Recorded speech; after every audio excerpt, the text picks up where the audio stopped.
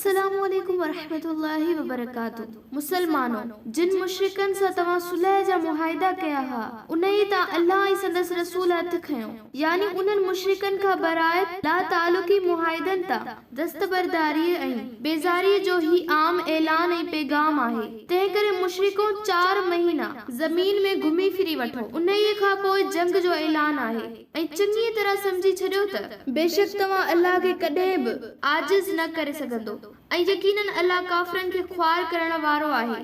ऐं अल्लाह ऐं संदसि रसूल तरफ़ां वॾे हज यानी हज अकबर यानी ज़ुल हज वारे महीने वारे हज जेॾी माण्हुनि जे अॻियां ही ऐलान थो कजे त बेशक अल्लाह ऐं संदसि रसूल मुशरिकन खे अमन ॾियण खां हथ खणनि था। पोइ जेकॾहिं हाणे बि ए मक्की जा कुरैशो तव्हां तौबा करियो त इहो तव्हां लाइ बहितर आहे, पर जेकॾहिं मुंहुं मोड़ियो त समझी छॾियो त बेशक अवी अल्लाह खे हरगिज़ आजिज़ नथा करे सघो। ऐं ए मुहम्मद सल्लल्लाहु अलैहि वसल्लम जिन कुफ्र कयो आहे उन्हनि खे दर्दनाक अज़ाब जी खुशखबरी ॾेई छॾ।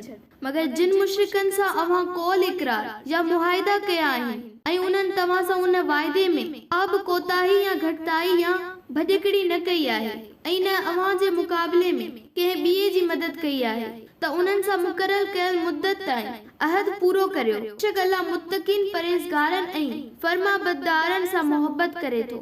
पोइ जॾहिं हुरमत वारा 4 महीना गुज़री वञनि त मुशरिकन खे जिते ॾिसो उते क़त्ल करियो ऐं उन्हनि खे पकड़ियो ऐं उन्हनि जो घेरो करियो ऐं सभिनी रस्तनि ते ख़बर रखण लाइ ताड़ में वियो।